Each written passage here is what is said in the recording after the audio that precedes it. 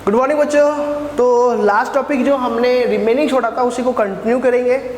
I hope वो lecture आपको समझ में आया हो। अब यहीं से हम कंटिन्यू करते हैं। तो हमने जो लास्ट लेक्चर में बात की थी कि हम कैलकुलेट कर रहे हैं electric force of charge Q1 on charge Q2 की हम बात कर रहे थे, ठीक है। तो ये जो सिंबल है, ये सिंबल शो करता है, ये जो सिंबल शो करता है वो ये करता है, सॉरी एक मिनट, ओके। तो ये जो सिंबल शो करता है, ये शो करता है कि कौन किस पे फोर्स अप्लाई कर रहा है। तो चार्ज Q1 फोर्स अप्लाई कर रहा है चार्ज Q2 पर, ठीक है।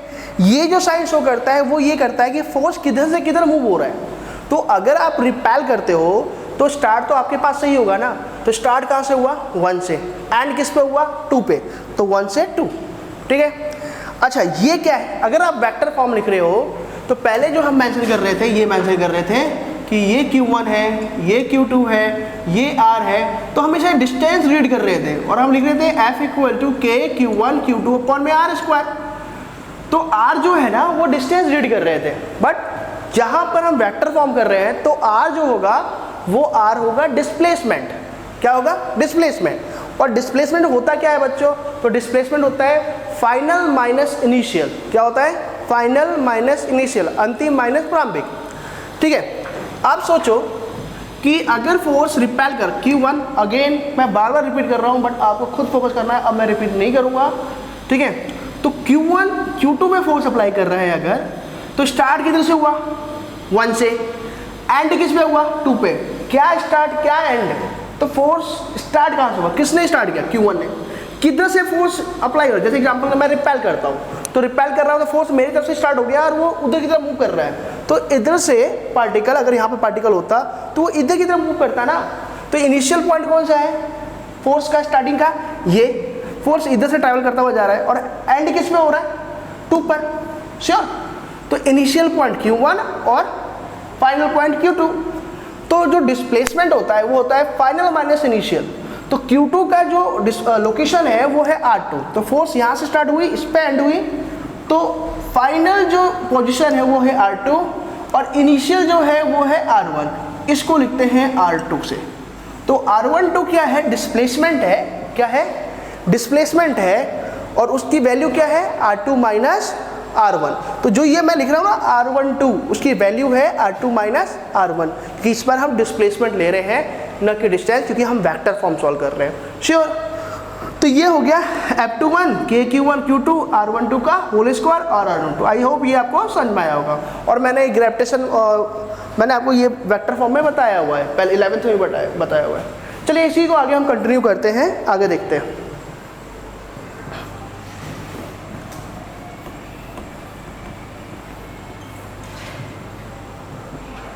चलो बच्चों देखते हैं नेक्स्ट पॉइंट। हम नेक्स्ट पॉइंट में क्या है कि इसको मेरे को रीओपन करना है। मतलब मैं इसको चाहता हूँ कि इसको डिटेल में बताऊँ, तो थोड़ा सा ओपन करके ही बता दूँ मैं इसको। तो देखो आगे हम सॉल्व कर रहे हैं वो है F21, ये साइड में आप लिख लेना इसको।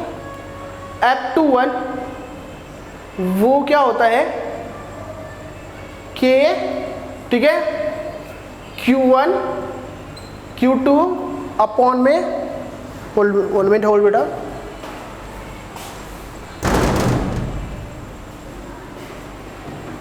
ओके। F21 है K Q1 Q2, R2 जो है उसको फिलहाल हम लिख रहे हैं R12 का स्क्वायर। और ये जो है आई होप आपको याद हो वो क्या था, तो वो ये था, मैं यहीं पे साइड में लिख देता हूँ ताकि आपको ध्यान रहे।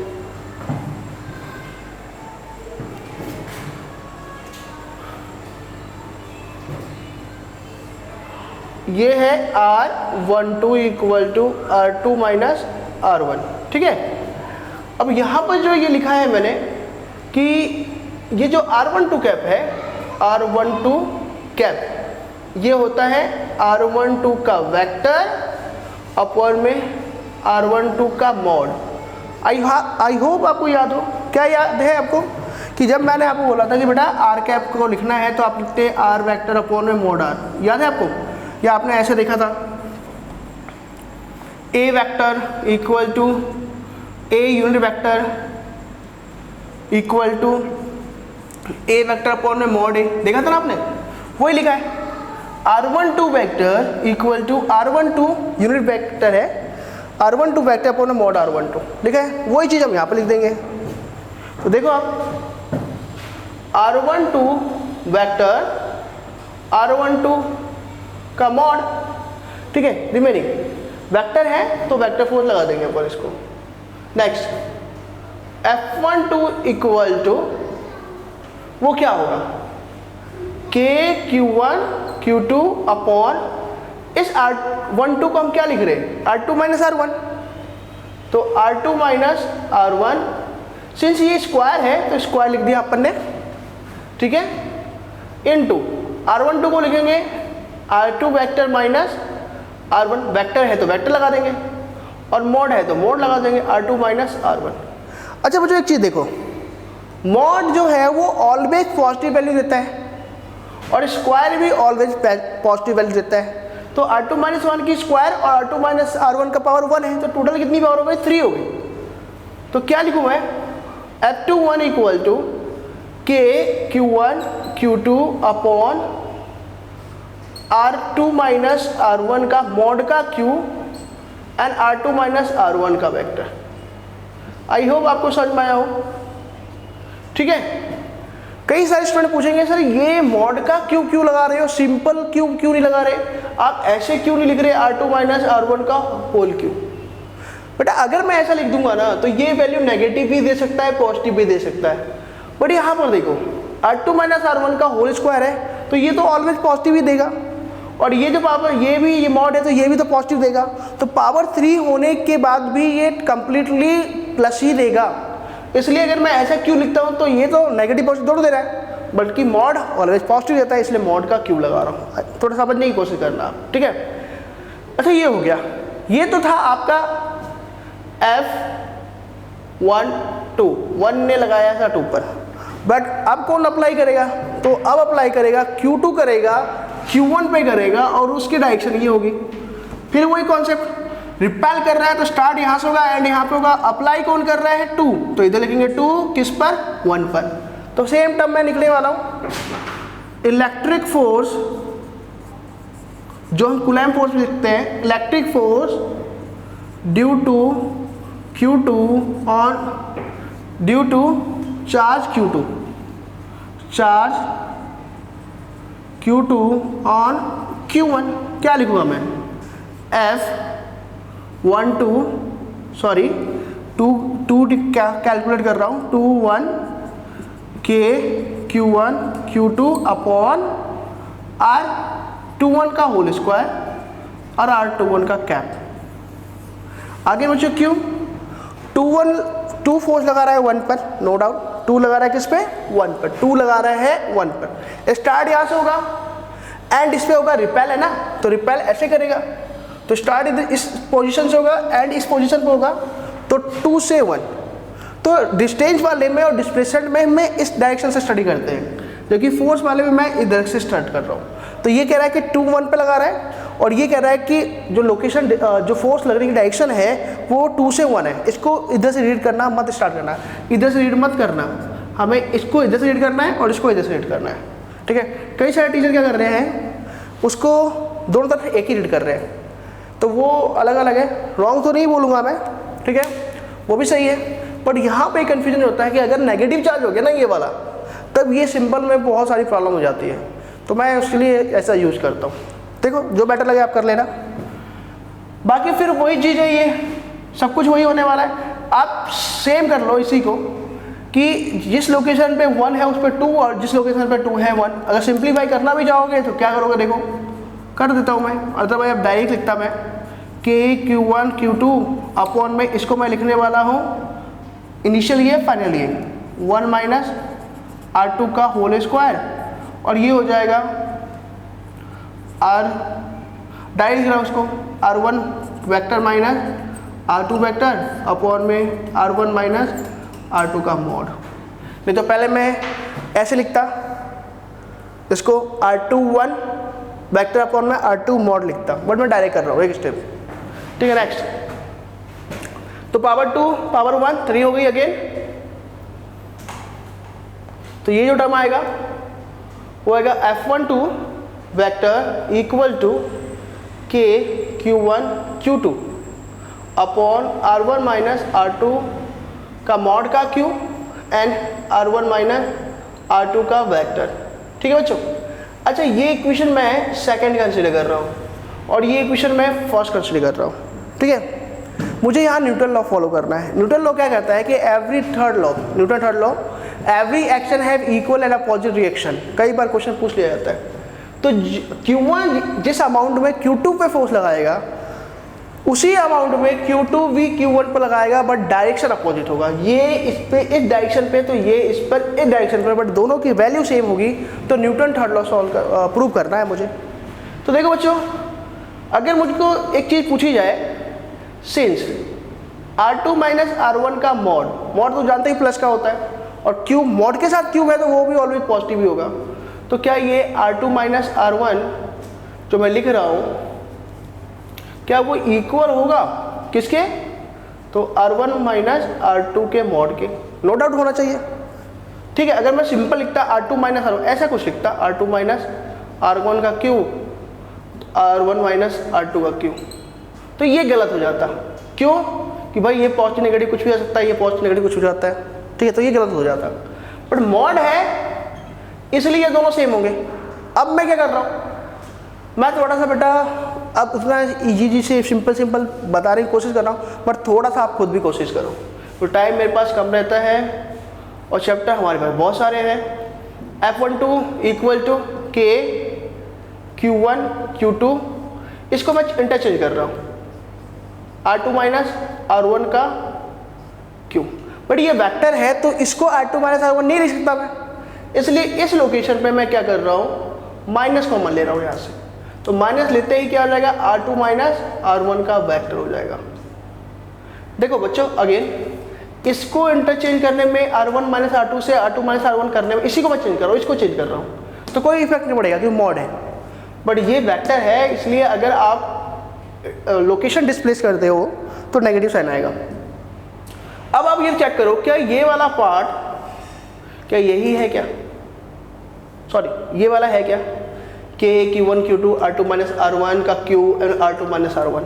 तो ये पूरा पार्ट F21 है, तो मैं इस लोकेशन पर लिख सकता हूँ F12 vector equal to minus F21 vector. तो ये पूरी वैल्यू किसकी है, F21 की। और यहीं पे सॉल्व हो गया Newton third law. Newton third law क्या होता है? Third law, every action have equal and opposite reaction. तो Q1 जिस अमाउंट ऑफ फोर्स Q2 पर लगेगा इस डायरेक्शन पे, Q2 भी लगाएगा Q1 पे उतना ही अमाउंट लगाएगा, बट डायरेक्शन अपोजिट होगी। यही न्यूटन थर्ड लॉ होती है बच्चों। तो आपको आई होप ये समझ में आया होगा। ये टॉपिक था मेरा, ये क्या था, vector form of Coulomb's law था। ठीक है, अब हम नेक्स्ट टॉपिक करते हैं। ठीक है, तो एक वर्ड है सुपरपोजिशन है, ठीक है ना, प्रिंसिपल ऑफ सुपरपोजिशन, उसकी हम बात कर लेते हैं।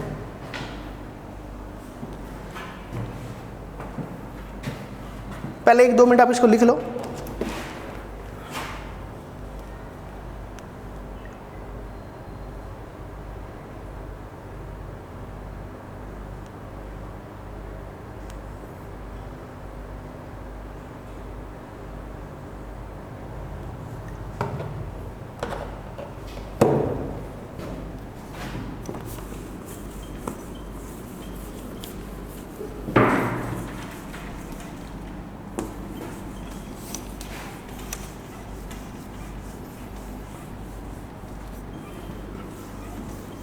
ये लेक्चर नंबर 2 है।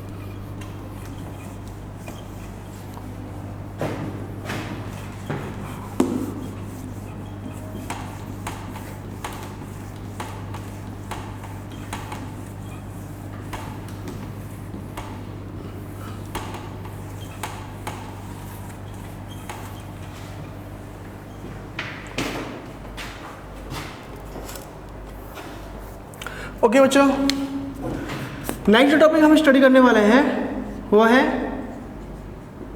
Principle of superposition. ये क्या है? ठीक है, हिंदी में इस टॉपिक का जो नाम है वो है अध्यारोपण का सिद्धांत। ठीक है, क्या है टॉपिक आप देख लेते हैं अपन। देखो, प्रिंसिपल ऑफ सुपरपोजिशन, जिसने 11th में ध्यान दिया है उसको मैंने पहले भी बता रखा है कि प्रिंसिपल ऑफ सुपरपोजिशन क्या होता है। तो प्रिंसिपल ऑफ सुपरपोजिशन ऑफ क्या, किसकी बात कर रहे हैं? तो ये फोर्स के लिए स्टडी कर रहे हैं। मैंने याद है आपको बोला था कि ये जो टर्म है ये बहुतों के लिए लग सकता है। वेव के लिए हमने अभी वेव ऑप्टिक्स में भी पढ़ा था, principle of superposition of wave, superposition of wave पढ़ा था ना हमने। ठीक है, तरंगों का अध्यारोपण का सिद्धांत पढ़ा था। तो कई के सुपरपोजिशन कॉन्सेप्ट आते हैं, अध्यारोपण के सिद्धांत कई के लिए आते हैं, वेव के लिए, फोर्स के लिए, प्रेशर के लिए, बहुत सारी आ सकती है। बट यहाँ पर हम किसके लिए स्टडी कर रहे हैं? फोर्स के लिए स्टडी कर रहे हैं, बल के लिए। कौन सा बल? इलेक्ट्रिक फोर्स, कूलम्ब्स लॉ का जो फोर्स है ना, कूलम्ब्स फोर्स, उसकी हम बात करने वाले हैं। तो अध्यारोपण के सिद्धांत की हम बात करें। अभी कहता क्या है ये कहता है, पहले एक बार देख लेते हैं उसके बाद हम बात करते हैं कि अगर कंसीडर कर लो कि आपके पास बहुत सारे चार्ज है, ये है Q1, ये है Q2, Q3 और ये है मेरा Q4। ठीक है बच्चों, कंफर्म? तो ये है मेरा Q1, Q2, Q3 और ये Q4 है। ठीक है, यहां पर हमने एक टेस्ट चार्ज ले लिया है, Q0 ले लिया है। अब मुझे इस Q0 पर ये टेस्ट चार्ज कंसिडर किया है। क्या मैंने इसको, ये मेरा है टेस्ट चार्ज, मतलब इस पर नेट फोर्स निकालना है मुझे। एक जो न्यूमेरिकल मैंने लास्ट दिया भी है, आपको करवाया भी था, कॉन्सेप्ट तो यही है बट नीड नहीं पड़ी इस कॉन्सेप्ट की, इसलिए मैंने वहाँ पर दिखाया नहीं कि ये टेस्ट चार्ज है और इस पर मुझे नेट फोर्स निकालना है Q1 से, Q2 से, Q3 से, Q4 से। तो Q1 के भी इलेक्ट्रिक फील्ड मैं थोड़ा बेटर बना देता हूँ एग्जाम्पल के लिए। ये Q1 का इलेक्ट्रिक फील्ड है ऐसा, Q2 का इलेक्ट्रिक फील्ड है, ये Q3 का इलेक्ट्रिक फील्ड है और ये Q4 का इलेक्ट्रिक फील्ड है। मीन्स ये जो टेस्ट चार्ज है वो सभी के इलेक्ट्रिक फील्ड में आ रहा है, Q1 के भी, Q2 के भी, Q3 के भी, Q4 के भी। तो ऑल चार्जेस इस पर तो फोर्स तो लगाएंगे ही लगाएंगे, और वो जो फोर्स अप्लाई करेंगे तो नेट फोर्स कितना होगा? इसने भी अप्लाई किया, इसने भी अप्लाई किया, इसने भी अप्लाई किया, इसने भी अप्लाई किया, तो नेट फोर्स कितना होगा? क्योंकि ये वेक्टर है, फोर्स है, तो फोर्स तो ऐसा है नहीं कि 4 ने अप्लाई किया 4 लगा दो। जैसे एग्जांपल के लिए एक स्टूडेंट को 4 स्टूडेंट ने थप्पड़ लगा दिया, स्लैप्ट कर दिया, तो टोटल कितने थप्पड़ लगे? 4। वैसा कॉन्सेप्ट नहीं है क्योंकि ये वेक्टर है, डायरेक्शन पर डिपेंड करने वाला है इस पर। ठीक है, तो अपन देखते हैं कि कैसे सॉल्व करने वाले हैं। तो यही प्रिंसिपल ऑफ सुपरपोजिशन कहता है। सुपरपोजिशन मीन्स एक ही पोजीशन पे बहुत सारी चीज़ का ओवरलैप हो जाना। तो ये एक ही चार्ज पर इसके फोर्स का, इसके फोर्स का, इसके फोर्स का, इसके फोर्स का ओवरलैप हो गया है, मीन्स अध्यारोपित हो गया है। तो जब भी एक ही पॉइंट, मैंने सुपरपोजिशन में क्या कॉन्सेप्ट बताया था कि जब एक ही पोजीशन, जैसे मैंने दिखाया था आपको कि एक लोकेशन, एक हैंड है, इस पर एक notebook, second notebook, third notebook, fourth, तो हम क्या बोलेंगे? मेरे हैंड पे ओवरलैप हो रहे हैं। क्या? तो ओवरलैप हो रहे हैं नोटबुक या बुक, तो ये भी सुपरपोजिशन है नोटबुक का। तो सेम ऐसा ही है कि Q0 पे कई सारे फोर्स का ओवरलैप हो रहा है, तो इसको बोलते हैं superposition force. Principle of superposition use करते हैं कैसे नेट फोर्स निकालना है। चलो करते हैं स्टार्ट।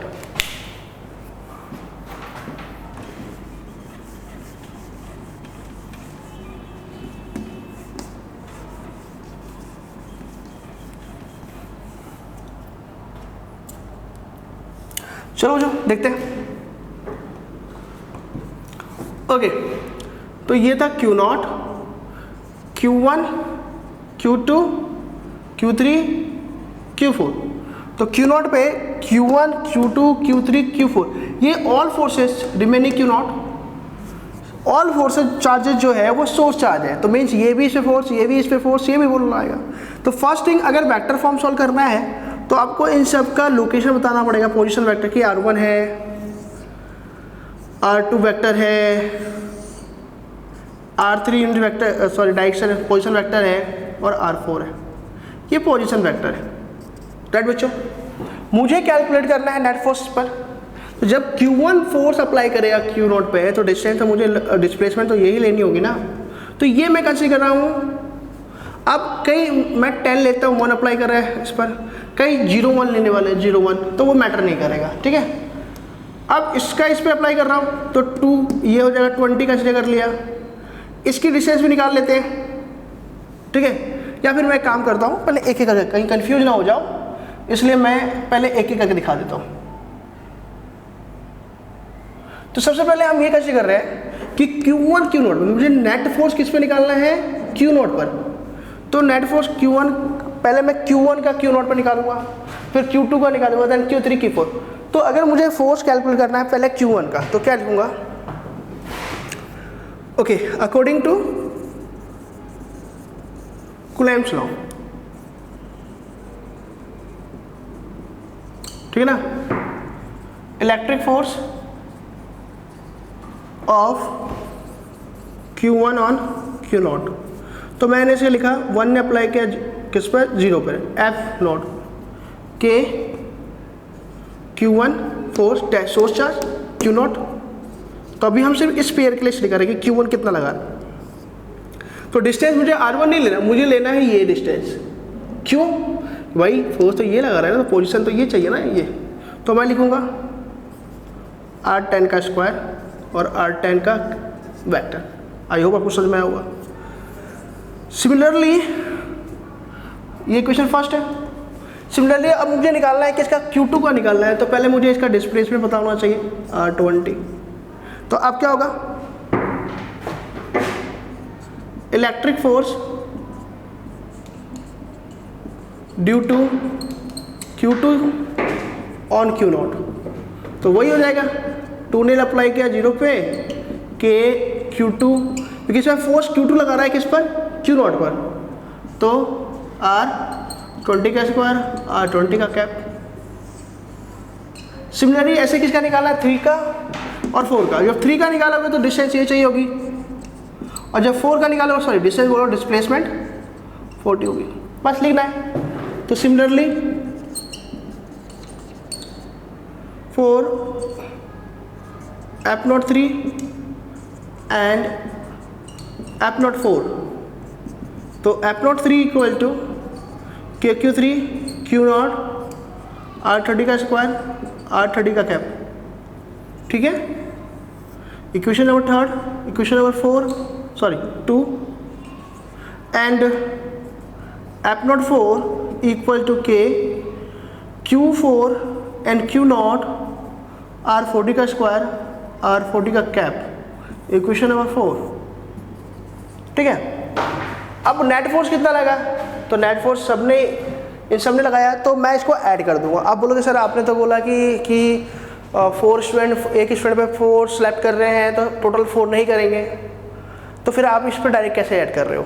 तो बच्चों डायरेक्ट इसलिए ऐड कर रहा हूँ कि आपको दिखेगा कि ये एडिशन है, बट ये वेक्टर एडिशन है, और वेक्टर एडिशन ऑटोमेटिक एंगल लेके आएगा, ठीक है ना, कि वो हम लिख रहे हैं एडिशन, बट वो ऑटोमेटिक जो होगा एडिशन वो वेक्टर के अकॉर्डिंग और डायरेक्शन के अकॉर्डिंग होगा। तो हम लिख तो देंगे सिंपली एडिशन, बट वो डायरेक्शन वाइज खुद ही होता है वो, ठीक है। तो नेट फोर्स आगे लिख लेता हूँ मैं, net electric force on Q0, F0 total consider कर रहे हैं इस पर, कि इस पर जो Q0 पे जो टोटल फोर्स लग रहा है वो F0 है, F01 plus F02 plus F03 plus F04।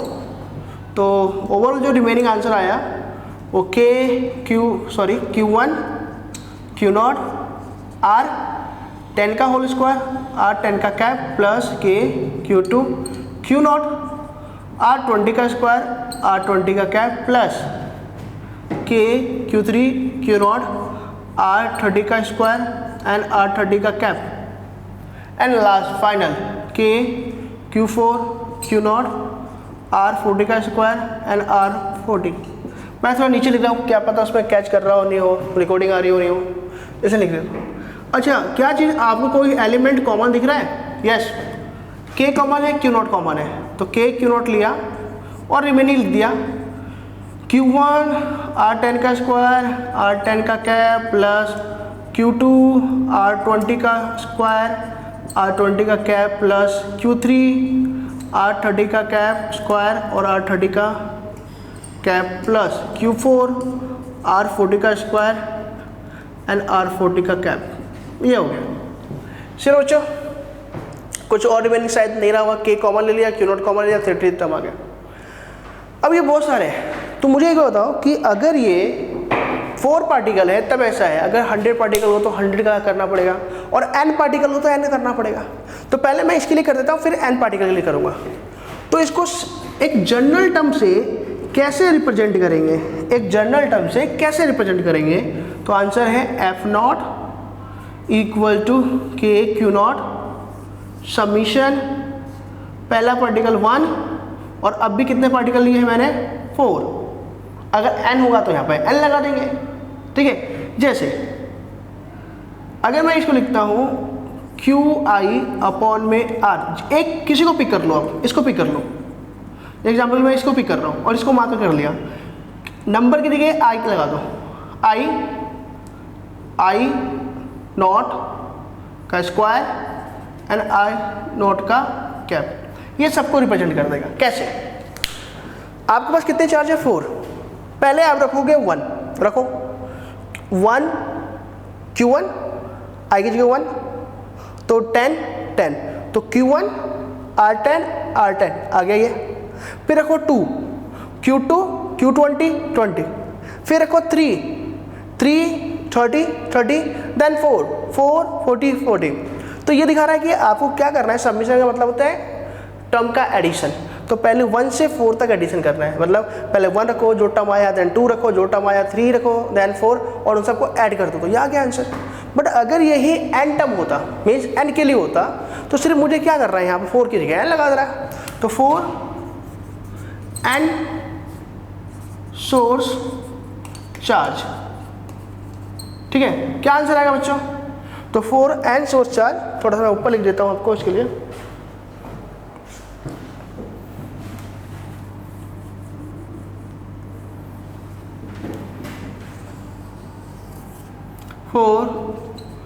n source charge, ठीक है बच्चों।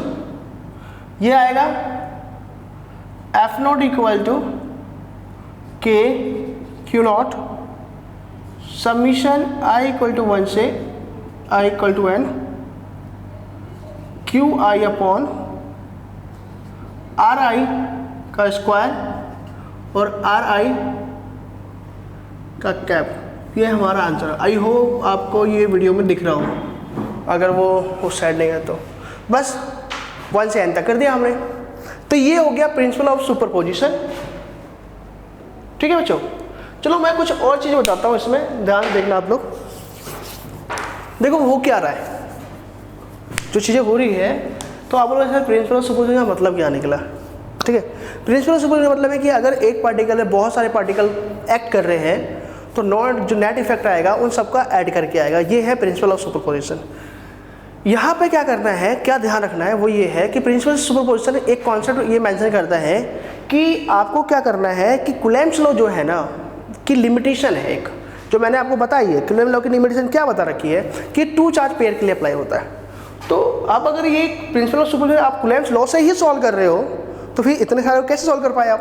तो आंसर इसी ये बोलता है, कूलम्ब्स लॉ की एक फैसिलिटी अब हमें ये है कि अगर आपको Q1 से Q2 से Q3 से Q4 से Q0 पे कैलकुलेट करना है, तो पहले आप क्या रिमाइंड करो कि Q1 का जब Q0 पे कंसीडर कर रहे होगे, तो उस टाइम आपको ये कंसीडर करना है कि Q2 Q3 Q4 जो है कोई इफेक्ट जनरेट नहीं कर रहे।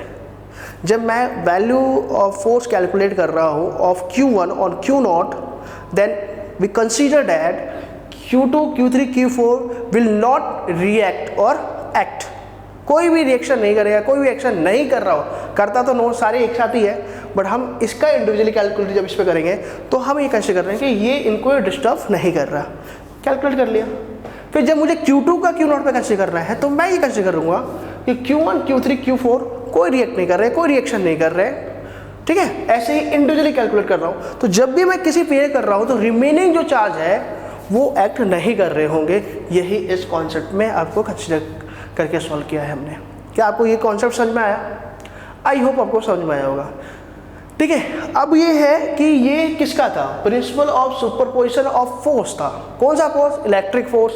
ठीक है, ये था ना। क्या हम इसी को इलेक्ट्रिक फील्ड इंटेंसिटी के लिए अप्लाई कर सकते हैं? यस, हम इलेक्ट्रिक फील्ड इंटेंसिटी के लिए भी अप्लाई कर सकते हैं, इलेक्ट्रिक फोर्स।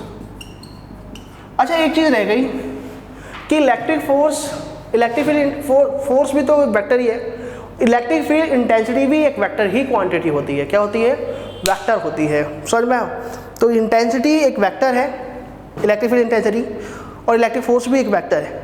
तो कई बार पूछ लेता है कि direction of the electric field intensity क्या होगी? तो आंसर है जो इलेक्ट्रिक फोर्स की डायरेक्शन होती है वही आपका इलेक्ट्रिक फील्ड इंटेंसिटी की भी डायरेक्शन होगी। तो अगेन, जो डायरेक्शन इलेक्ट्रिक फोर्स की होगी वही सेम डायरेक्शन आपकी इलेक्ट्रिक फील्ड इंटेंसिटी की भी होनी है।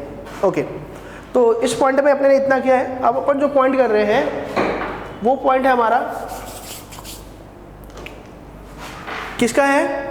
Principle of superposition of electric field intensity कर रहे हैं। अगर इस टॉपिक में हो गया तो ठीक है, नहीं तो फिर मैं उसको नेक्स्ट टॉपिक में आपको समझाऊंगा।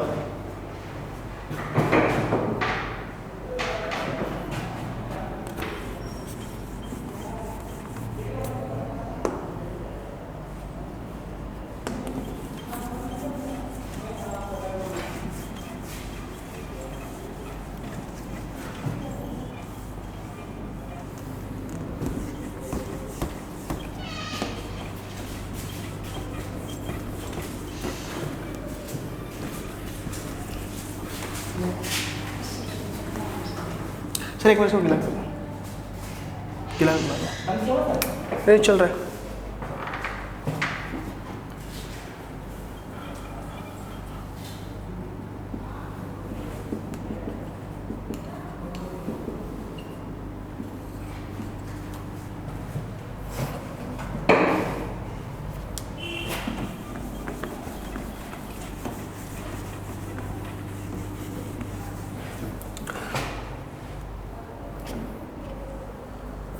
ओके बच्चों, जो नेक्स्ट टॉपिक अपना है वो टॉपिक है हमारा है प्रिंसिपल ऑफ सुपरपोजिशन। बट किसके लिए इसमें सॉल्व कर रहे हैं? For the electric field intensity के लिए हम सॉल्व करने वाले हैं। श्योर करते हैं। ये भी डायग्राम सेम है। आई होप ये टॉपिक वैसे कंप्लीट तो नहीं होगा इसमें, बट हम नेक्स्ट टॉपिक में इसे कंटिन्यू करेंगे। तो हमने क्या किया, पहले डायग्राम प्लॉट कर लेते हैं। तो डायग्राम इसमें भी सेम ही होने वाला है, मैटर नहीं करेगा इसमें जो पिछला डायग्राम था। हमने कार्टेशियन कोऑर्डिनेट लिया है x, y and z। Again 4 charge consider कर रहे हैं, Q0, Q1, Q2, Q3 and Q4। ठीक है, ये जो हमारा है वो है Q0,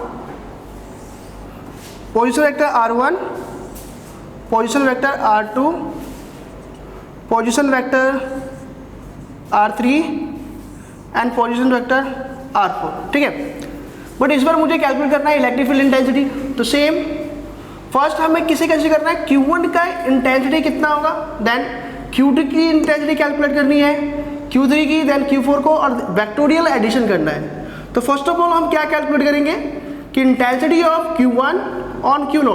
So electric field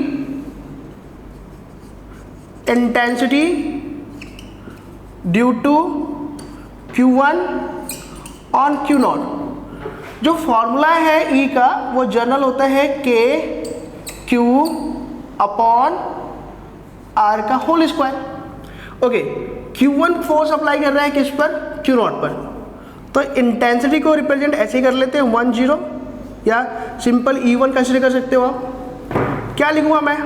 no doubt formula Q and source charge. तो इसमें जो टेस्ट चार्ज है वो कंसिडर नहीं करना हमें, K Q R का होल स्क्वायर। ठीक है, अगेन डिस्टेंस वही लेनी है मुझे। क्या है डिस्टेंस आएगी इसकी? तो इसकी जो डिस्टेंस आएगी वो है R10, पहले डिस्कस कर चुके हैं अपन, तो 10 और ये R10 का कैप। आप बोलोगे सर ये तो सिर्फ लाइक अ फोर्स ही है, तो मैंने मेंशन किया था कि जो इलेक्ट्रिक फील्ड इंटेंसिटी की डायरेक्शन होगी वो डायरेक्शन इलेक्ट्रिक फोर्स की ही होती है। इसलिए जैसे हमने वेक्टर के लिए कूलम्ब फोर्स में या फिर फोर्स के लिए हमने जो प्रिंसिपल यूज किया था वही यहाँ पर भी हम डायरेक्शन भी यूज करेंगे और उसका प्रिंसिपल भी यूज करने वाले हैं। सेम अब मुझे क्या करना पड़ेगा, अब मुझे कैलकुलेट करना है सेकंड का, तो इलेक्ट्रिक फील्ड इंटेंसिटी, शॉर्टकट है electric field intensity due to Q2 on Q1, same F20 equal to E के लिए सॉल्व कर रहे हैं K Q2, तो इस पॉइंट पे जो हम चार्ज यूज कर रहे थे वो कौन सा था 1, आप कौन सा यूज कर रहे हैं 2 एंड R डिस्टेंस। अब डिस्प्लेसमेंट क्या सेलेक्ट करनी है, तो Q2 अप्लाई कर रहा है किस पे Q0 पे, तो डिस्प्लेसमेंट जो यूज करेंगे ये यूज करेंगे एंड ये हो जाएगी R20, सेम इलेक्ट्रिक फोर्स के लिए जो प्रिंसिपल यूज किया था हमने। तो R20 का स्क्वायर एंड R20 का कैप सिमिलरली अब यूज करेंगे फॉर E03 एंड E04 के लिए। तो E03 कौन अप्लाई करेगा, Q3 करेगा किस पर Q0 पर, एम सेम डिस्टेंस R30, तो रिमेनिंग टर्म क्या आया KQ3 R30 का whole square and then R30 का कैप एंड E4 जो फाइनल टर्म है KQ4 अपॉन में R40 का होल स्क्वायर एंड R40 का कैप। ठीक है, इक्वेशन नंबर फर्स्ट इसे कंसिडर कर रहे हैं, देन ये हमारा है equation number second, equation number third and equation number fourth. Okay, अब हमारे पास जो कॉन्सेप्ट है प्रिंसिपल ऑफ सुपरपोजिशन, इसमें हम क्या कह रहे थे कि जब भी प्रिंसिपल ऑफ सुपरपोजिशन करना होता है तो हम जो भी टर्म है उन सबका एडिशन करते हैं। कौन सा एडिशन, वेक्टोरियल एडिशन करते हैं। तो अगेन वही नेट इलेक्ट्रिक फोर्स की जगह हम क्या लिखेंगे, electric field intensity, field intensity, और इस बार हमारे पास F नहीं है E है, तो इस पर जो नेट जो लगने वाला है इंटेंसिटी Q0 पर वो हम कैसे कर रहे हैं E0, और E0 जो होगा वो effect of E01, E02, E03 और E04 आने वाला है। अब हमें इस पर क्या रखनी है, जस्ट वैल्यू पुट करनी है और वैल्यू से हमें कैलकुलेशन करने वाले हैं।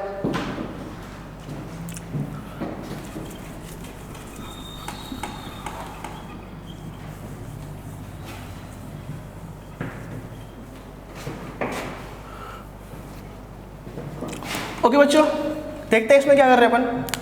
तो E0 वैल्यू पुट कर रहे हैं K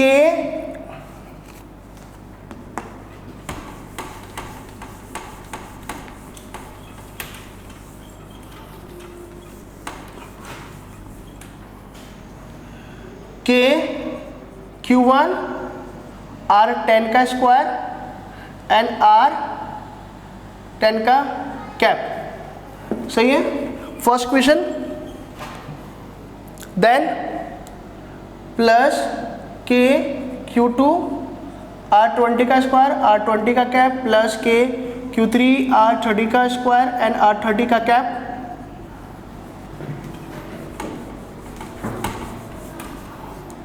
R30 का cap, plus K Q4 R40 का स्क्वायर, R40 का कैप। श्योर, कॉमन है, कॉमन लेंगे इसमें, कॉमन जो है वो है हमारा K कॉमन है, देन QI R10 का स्क्वायर, R10 का कैप, प्लस Q2 R20 का स्क्वायर एंड 20 का कैप, प्लस Q3 R30 का स्क्वायर, R30 का कैप, प्लस Q4